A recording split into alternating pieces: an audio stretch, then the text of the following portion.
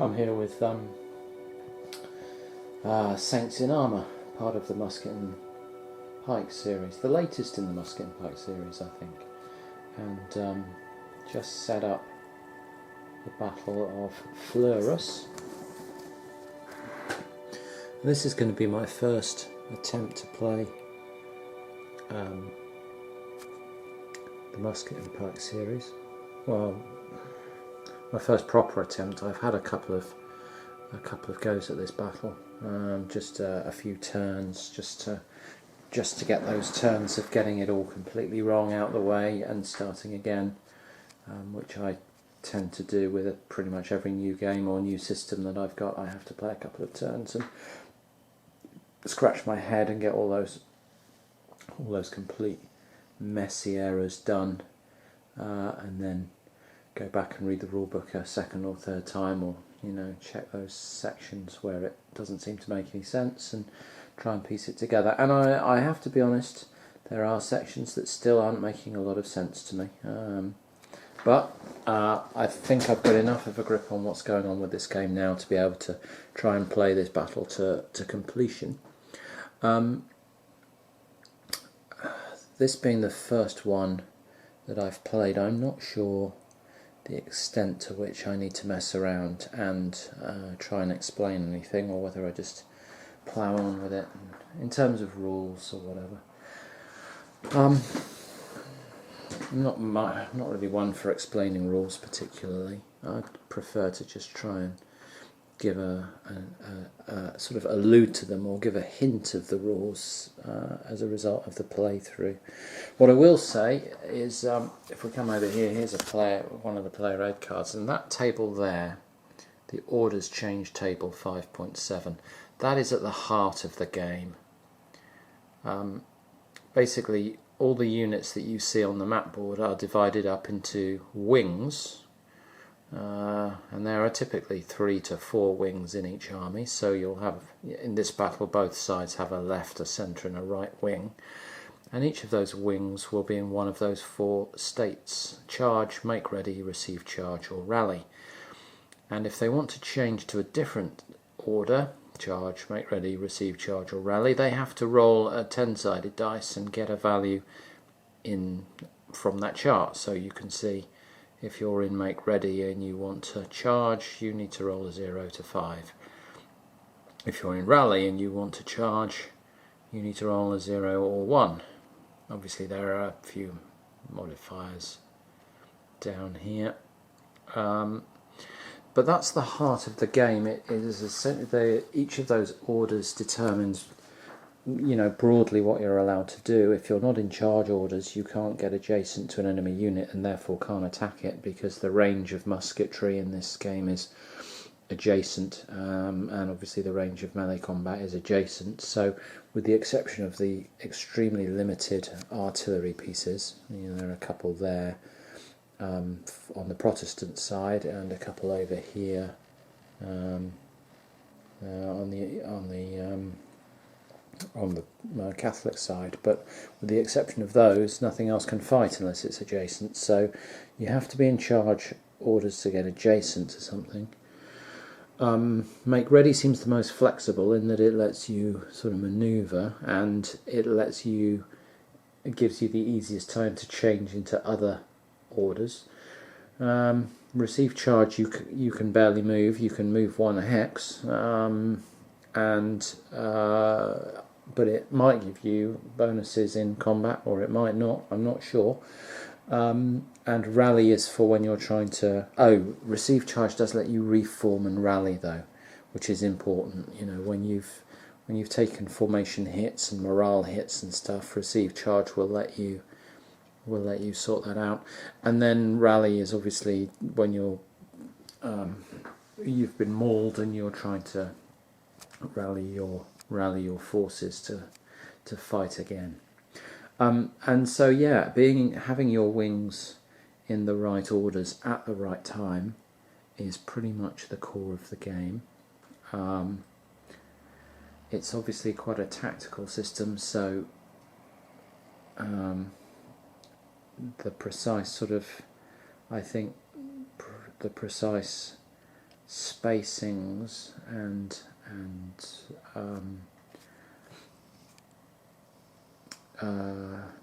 yeah, positioning of units in this game is quite important in terms of trying to get round, sneak round onto flanks and things like that.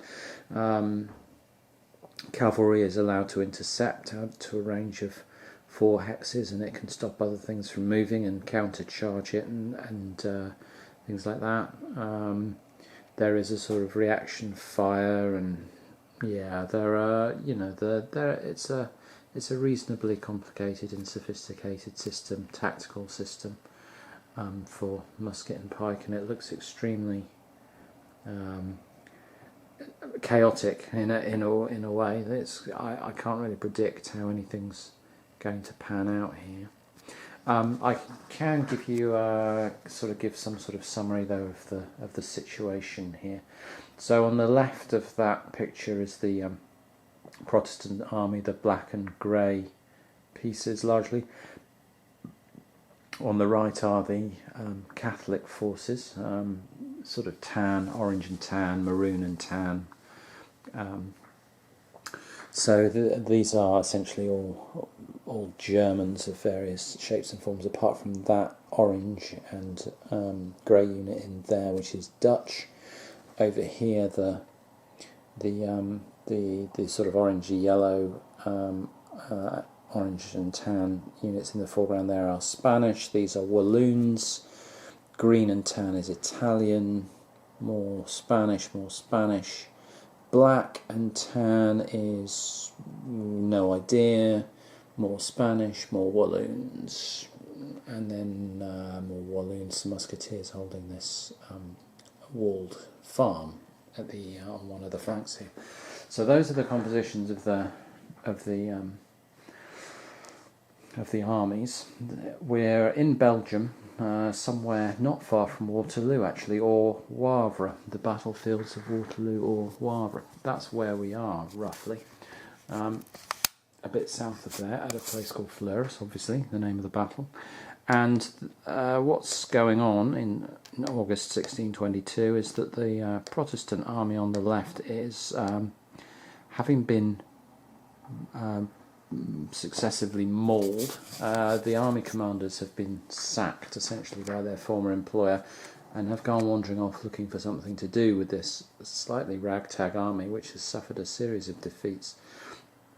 And they've been asked to come to Holland to head to Holland to try and relieve a siege being prosecuted by the Spanish, and the Spaniards have thrown this army under Cordoba in their way.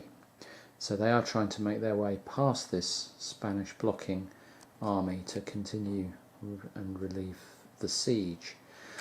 And so on this map there are 4 victory point hexes, these white stars. There's one there, one there, one there, and one there, and they're each worth 15 victory points. And for being the closest to those, i.e. having units closer than the other side, you get those victory points.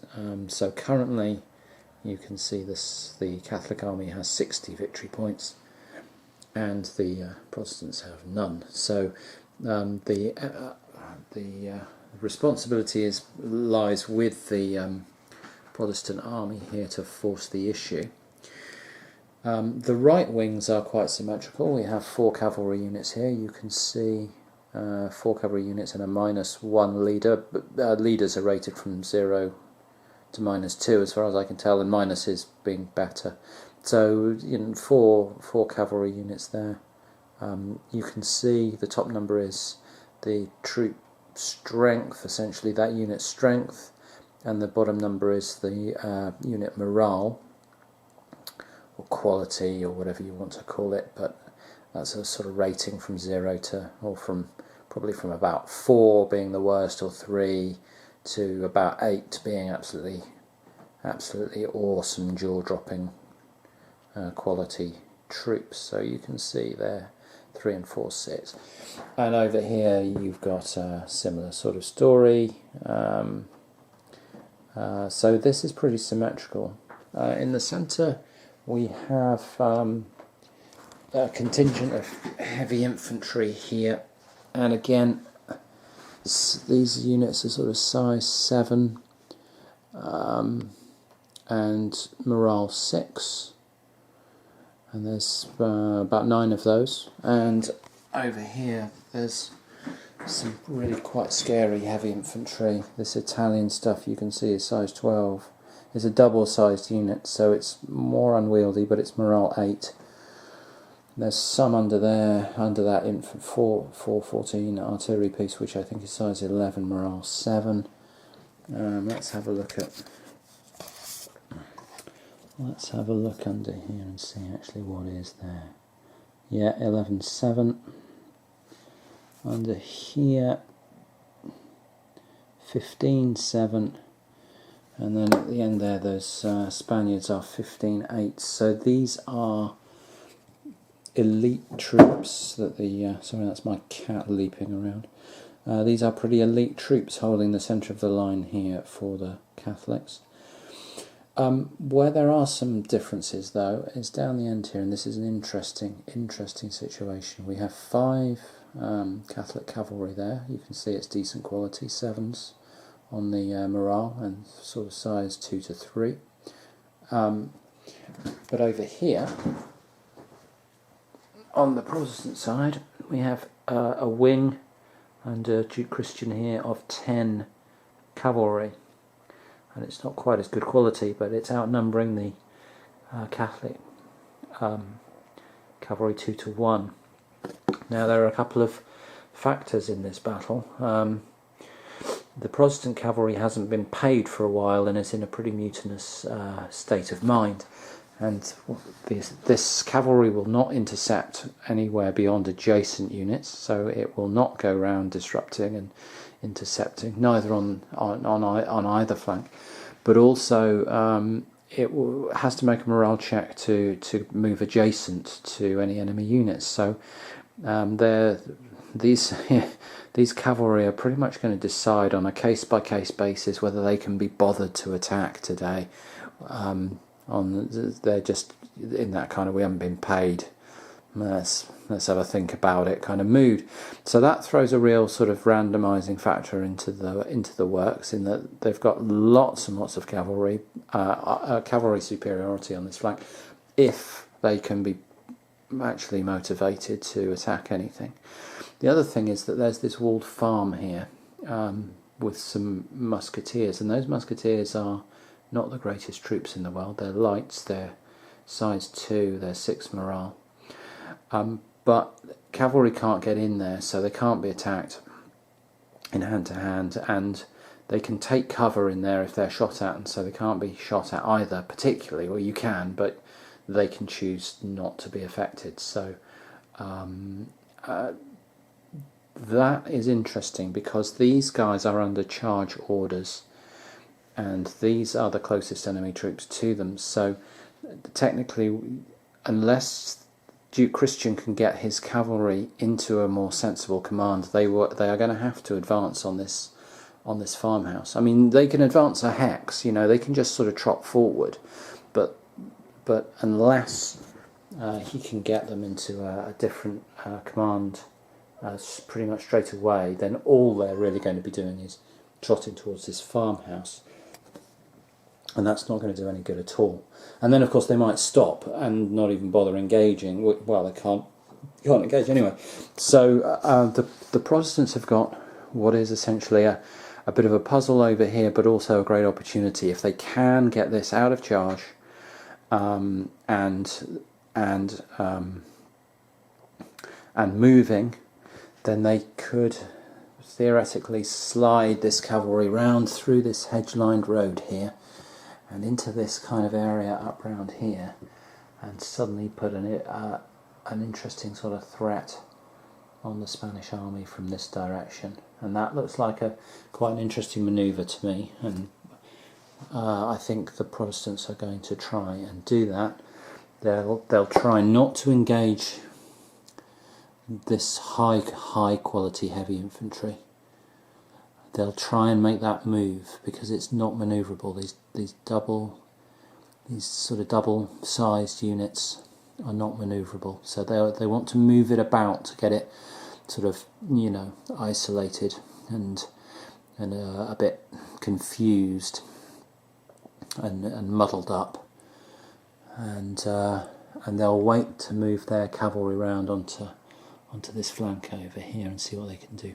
So I'm going to start all this cavalry on behalf of the Protestants in open order, and swing round over there and see, and then try and time an attack between hopefully this cavalry wing, if it will attack, and then I think the other thing that the Protestants want to do in their plan, as I see it at the moment, is because this is pretty much an even fight, 4 cavalry to 4. They will, but their infantry is more manoeuvrable. They're going to try and support their cavalry to take that cavalry out. So they're going to do a bit of a pincer with the bulk of the infantry and the cavalry sweeping round this way, and this cavalry heading round over that way, and just not engage in the centre at all, and see what that infantry is going to do as a result, because it's going to have to go in one direction or the other. It can't split. That's the Protestant plan as I've got it at the moment. Yeah, I'm just going to get on with it now, I suppose, and play out a couple of turns and see where we get to. So the Battle of Fleurus, from Saints in Armour, end of turn 1, and the manoeuvring has seen the main Protestant infantry wing in the centre start shifting out onto its right flank here to join its cavalry. Its cavalry's there and the infantry's shifted out onto the right. An exchange of artillery fire which has shaken an infantry regiment in there, and also the Italians got shook up and didn't get reformed because I made a bit of an error and changed their orders to make ready and then didn't have anyone adjacent to reform them, so they best hope that doesn't get hit again by another artillery strike. And the infantry, you can see, sort of shifted round, ready to sort of move that central wing up in this direction, up onto this open area to where they fancy the look of the fighting rather than round that chateau. And I am wondering whether this is a huge mistake, exposing, you know, flank and rear to all this cavalry, but this cavalry really, it didn't manage to get out of its charge orders, but there's no way it can go charging over here. I mean, it would have to deal with, it would all get sucked in towards this Ferme Chassart or whatever, this farmhouse here and small holding.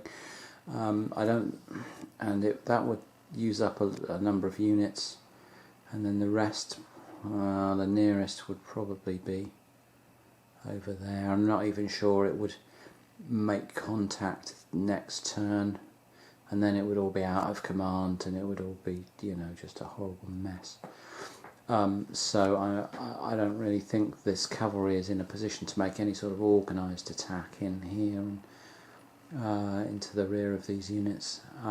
This cavalry's just positioned itself up to watch this flank, but equally wouldn't have much trouble in swinging back in this direction and dropping down onto any cavalry that made it into this sort of zone here. So they're sort of well stationed to cover the flanks, even if they're not directly engaging these guys at the moment. Round here, yeah, similar sort of thing. This cavalry wanted to try and get itself into make ready, failed that roll, and then failed a continuation, and that was them done. Pretty much everyone failed their continuations. In fact, they failed. Yeah, everyone failed their continuation rolls. So, you know, everyone just got one turn, and that was it. And I'm not sure all but one attempt to change orders failed as well. So it's really not been a very impressive turn of generalship on anyone's part. But There it is. So we're going to scoot into turn 2 and see what happens next. So the jockeying for position here in Fleurus, Saints in Armour, continues. No combat as yet, or no combat in earnest. Some exchanges of artillery fire which battered this double-sized Italian regiment here, and Cordoba's had to sit next to it and try and reform it, but they didn't manage to get a continuation so he could help. That was actually formation broken for a while due to some accurate artillery fire, but it's now just back to formation shaken. Cordoba's spending his time reforming it, and the rest of the Spanish and Allied this Catholic infantry is rapidly moving up on the flanks of the Protestant force, which is sort of slowly pushing forward. So you've got a sort of combined cavalry and heavy infantry force here that's moving around onto this flank. The artillery has got good shots now into the Catholic infantry as it tries to close the range rapidly, and the Catholic artillery, by contrast, has pretty much got no targets now apart from the Protestant artillery. So there's quite an interesting sort of situation developing here, and it'll come down to who gets the right changes of orders and just the bounce, and whether they get intercepted or not, as to who's going to get the jump on who in this kind of scrum that's going to develop here. This infantry wants to charge across and try and take out this artillery, which will do pretty much automatically, just bundling into it. But then that will they will be right on the flanks of this heavy infantry here. And then down over, there's a sort of separate skirmish happening down over here. The musketeers, these musketeers on the Catholic Walloons here, have left the farm. It just seemed like the Protestant cavalry wasn't going to go anywhere near it, so they've started heading out into these woods and hedge-lined roads to set up there. And the Catholic cavalry would actually have charged this turn, but they couldn't get into charge, and then they were under they had a no continuation because they failed a preemption attempt. So they just had to line themselves up and sort themselves out as best they could, and this cavalry wing is, as you can see, a bit of a disorganised mess at the moment, and it's all in open order as well, just so that it could get across that hedge without taking formation. Hits left, right and centre, so Duke Christian's got quite a lot of work to do to try and get that organised. And then of course it's a question of remembering to make all those morale checks every time they want to try and engage, because they won't necessarily automatically engage. But that's the situation. So we've got two sort of very separate battles developing here. We've got this flank sort of cavalry and light infantry skirmish going on down here, and then back up over here we've got this kind of these two combined heavy infantry and cavalry forces facing off against each other, and really interesting to see how it goes. Quite a long way to go in terms of turns. That's only the end of turn 2, and this game goes 11 turns. So I think there's going to be it feels like there's going to be some initial clash, and then perhaps both sides sort of staggering back from the shock of that and trying to get themselves reorganised, and then perhaps a second engagement. That's how it feels like it might go. But as this is my first playing, and that's just a complete pie in the sky guess. I don't know why I think that. It's just sort of instinct, really. I suppose, looking at the rules and looking at how combat just messes both sides up anyway. So I don't see either of these forces coming out of any sort of combat in any shape to continue fighting, and there'll be a period. It'll be a question of who can get reformed and reorganised quicker.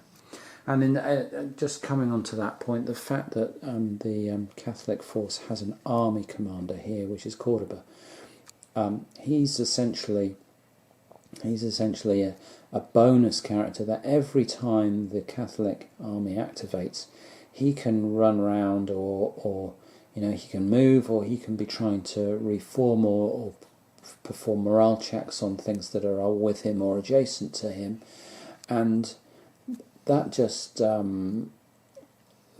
seems to give these guys an extra edge. I mean, they've got higher morale units, bigger units, and they've also got 2 commanders, one of whom is free to be rallying and reorganising, even if the rest of the unit is in, say, charge orders and couldn't perform rally and reform actions. He can just ignore that and carry on, keeping them going, and that's just an extraordinarily powerful little tool to have, and I think it could give this already slightly superior force here a decisive edge, unless the Protestants really didn't want to be engaging this force, but it looks like they're going to be forced to, and I think they'll do well to come out on even terms against this, and would have liked to have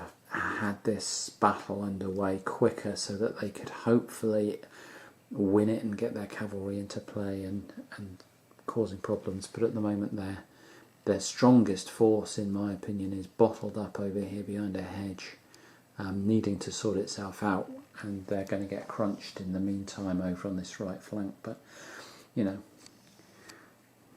it's all it's extremely entertaining, really, really good fun watching it unfold, and I haven't even seen any fighting in earnest yet. But I really like games where you get this this sort of positioning and a chance to see the battle sort of unfolding, and a chance to make some decisions before the fighting actually starts, and that's what's happening.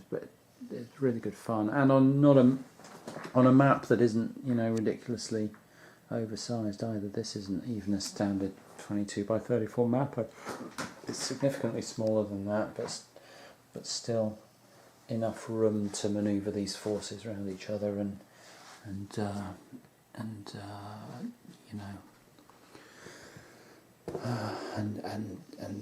vie for position and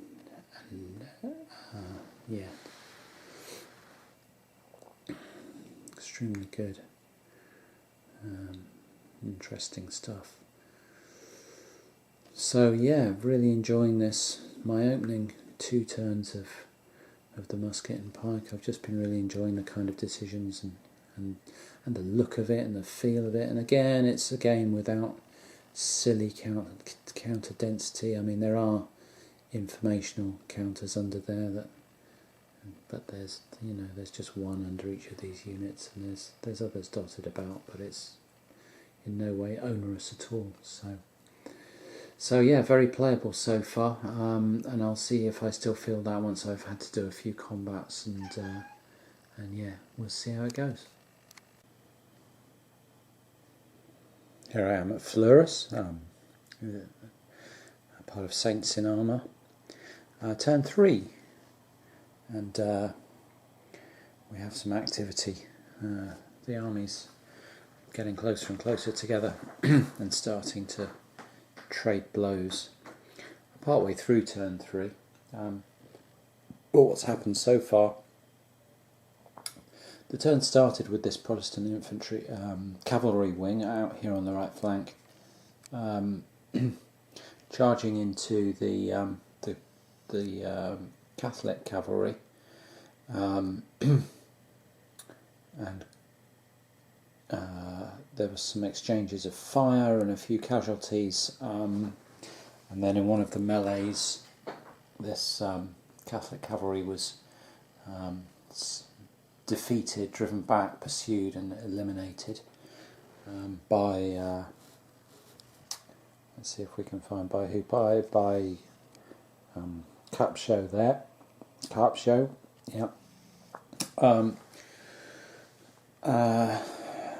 So the next unit to try and activate, the next wing to try and activate was the Catholics in response tried to activate their centre here because at the time the Protestant infantry was back over here and they were in a good position to kind of fall onto the flanks of the artillery and the infantry if they could have got into a charge order. However, Mansfield managed to preempt that and dropped in first. His artillery opened fire and shredded that that infantry unit there, that double-sized infantry, and the Catholics also had this Italian unit, Campolato, whatever it's called. I can't read that upside down on the screen. Anyway, he was disorganised as well. This guy was formation broken for a while, and that put pay to any chances the Catholics had of launching some attack. And then Mansfield was able to move his infantry up alongside his cavalry and form what seems to be quite a nice position here, and reform a couple of units that had been sort of shaken by artillery fire. So he's got himself into a nice strong position here. And in the midst of all that, the Catholic leader here, who is called Caracciolo, I believe, there on the right hand side, tried to preempt, because he'd been bypassed, he tried to preempt, failed, and so only had one activation. And so the central wing really wasn't able to do much more than try and reform some of its units, which with the aid of Cordoba it can do, because it gets that extra action all the time. So that was the action in the centre, where we've ended up with this position with the Protestants on the front foot and trying to bully their way past, essentially push past the Catholic infantry over towards these victory hexes, turn them around, and move past them. And then over here on the flank over here, after the action in the centre, it was the boot was on the other foot. Duke Christian over here for the Protestants tried to activate his cavalry wing because he wanted to try and get it through this hedge and out of open order and formed up. The Gaucher there decided that it would be a mistake to allow that to happen, preempted, and then successfully preempted and then dropped his troops into a charge order, got that successfully, and you can see that the musketeers have pulled out here and are engaging this cavalry along with some of Gaucher's cavalry wing, and he's got a couple more back in reserve. These are the sort of arquebusiers. He's tried to send his cuirassiers in, but he's got some light infantry.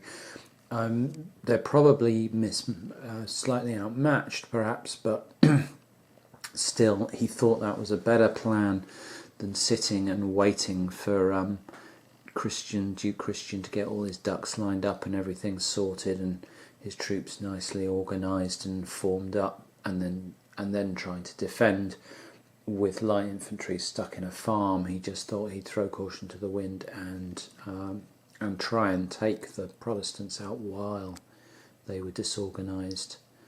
So I've now got this set of melees to roll my way through to work out all the combat odds and modifiers and shootings and what have you, to see how that shakes down. Then obviously Duke Christian's got to go, and what have we got left after that? Then Silver over here with the Catholic cavalry on the right flank will get an opportunity to go, and that will be the end of turn 3. But it's really good stuff at the moment. There's just complicated and interesting and sort of unpredictable situations all the way across the board. This kind of standoff in the centre here, I don't know how that's going, but I don't think this looks good for the Catholics, because this Protestant artillery here is just well placed to keep peppering them with shots and keeping them disorganised, while the Catholic artillery is essentially out of play, but blocked off by its own troops, struggling to have an impact. So that's really, you know, this Catholic infantry. It's only 4 units, 3 double strength and 1 under Caracciolo here, 1 normal sized under Caracciolo here, though it's sort of 11 strength and a very good unit. But there's only sort of 4 units, and this infantry, this artillery, can keep battering them down and keep them shaken. That makes it quite hard for them to attack. So, and these heavy infantry that they're facing are just a little bit more agile and nimble and manoeuvrable. So I'm not.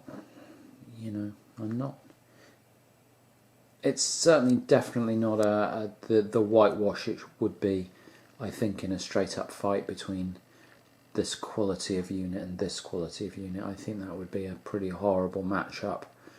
Were everything, were we on a level playing field, but we're not quite on a level playing field, and that is playing into the Protestant hands at the moment.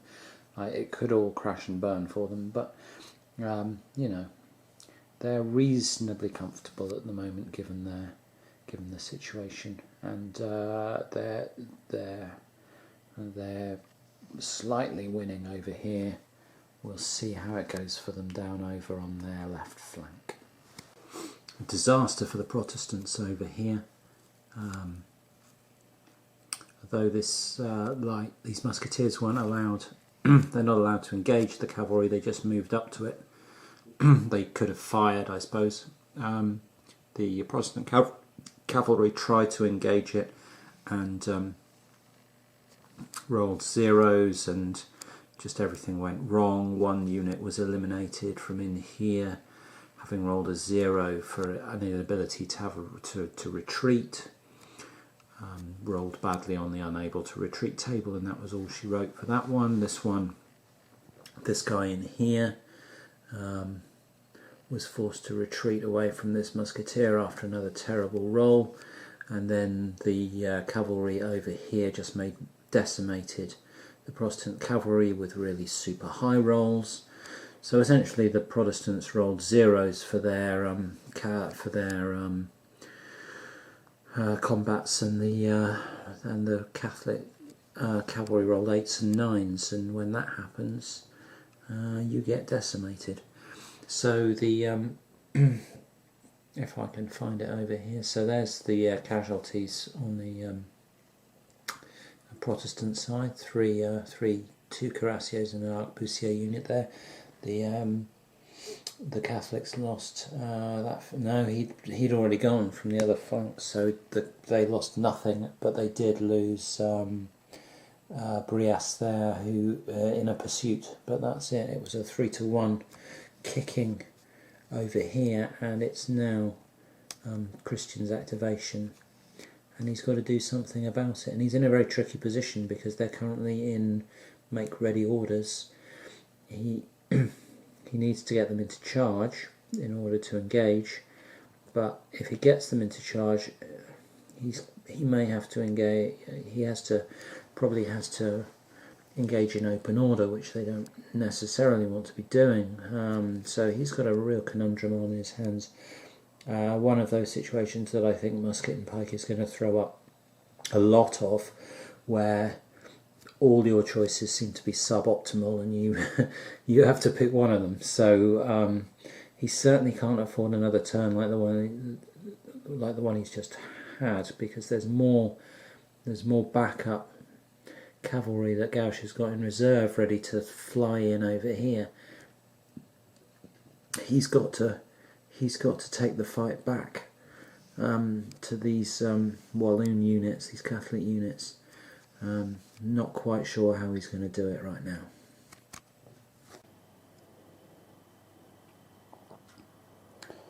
And rolling into turn 4 at Fleurus in Saints in Armour, and things have opened up here on the right flank of the battle, where the Strife, the Protestant cavalry commander over here, has charged into Silver's cavalry, taken out a unit of arquebusiers, forced them off map, but at the cost of one of his own arquebusier cavalry units that was in pursuit.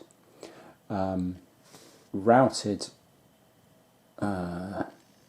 this unit here that's under Silver. That is morale broken and will be routing unless Silver can do something about it.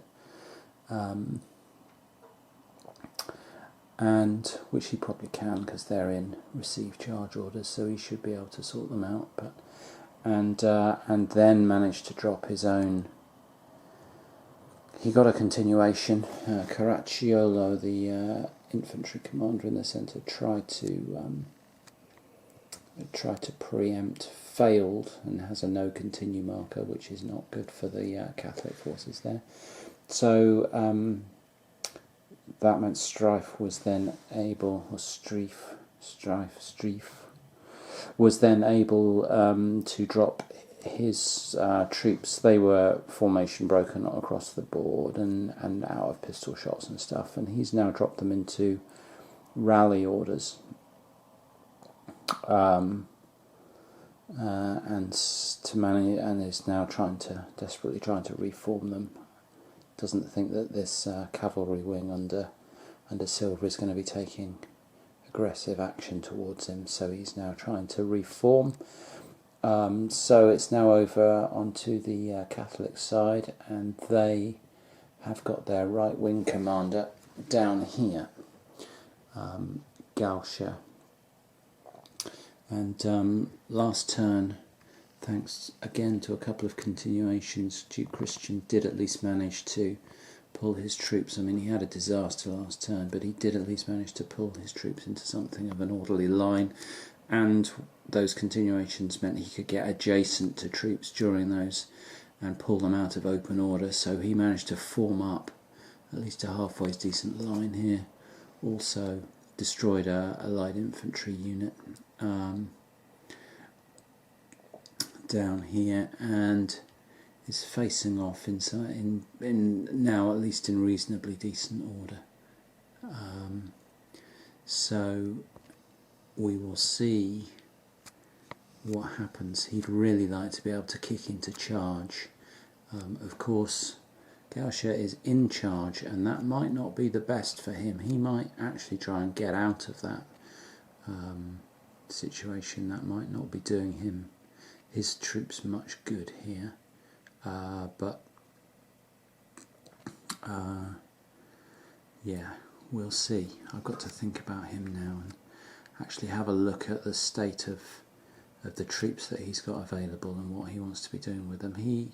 He wanted to get a charge in while these guys were in open order, and he did have a very successful turn. Gauscher did, he kicked 3 cavalry off the board, I think, last turn, which was an exceptionally good turn for him. And now he needs to try and consolidate that and not make any stupid blunders, which is, I think, half the skill in this game, is not necessarily doing things particularly well, but not doing things idiotic is always good. So let's see whether Gauscher can at least accomplish that, because he needs to hold this cavalry wing off for as long as possible, because otherwise it's going to, if it manages to swing round through this area, it will gobble up that space very quickly and be charging into the back of this infantry, and that could all get quite painful. So it'll mop up this artillery on the way through and smash into the back of this infantry, and that will be game over, I think, with heavy infantry from the front and cavalry ramming into the flanks and rear of these big infantry blocks. That will just be a mess. So yes, let's see what Gauscher can do to delay that from happening.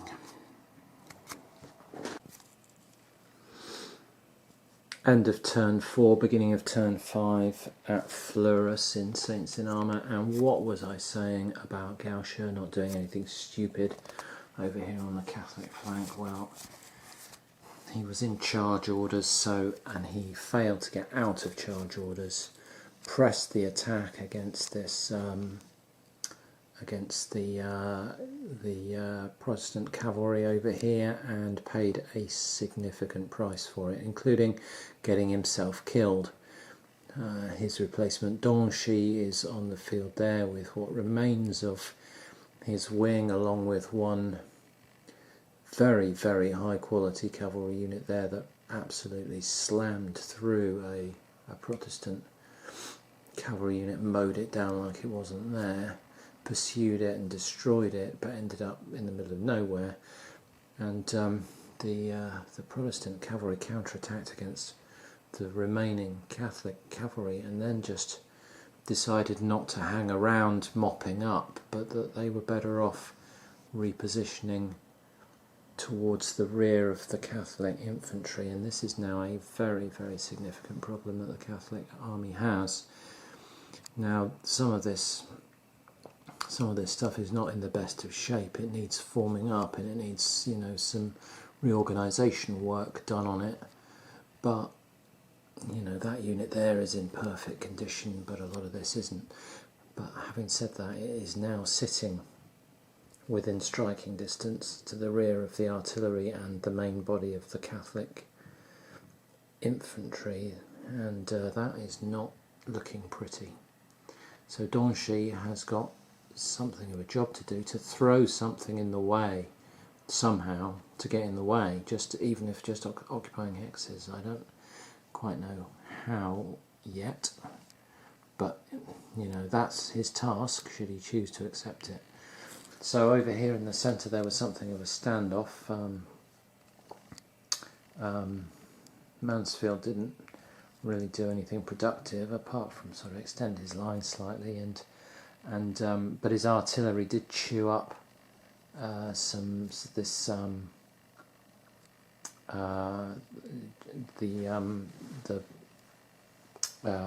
Catholic heavy infantry again, and that's again a big bonus in that they're getting these attacks, these artillery attacks in. So it's looking pretty ropey right now for this Catholic army. They've got their heavy infantry units being peppered by artillery fire. They've pretty decisively lost the cavalry battle on this wing, and while it's something of a standoff over here, I'd say they've fairly decisively lost it over there. And that's I need to stack those units back together again. I was just separating all those. That should be just one stack of stuff there, but I'd obviously separated it all out to see what all the information markers were in there. Anyway, there's only two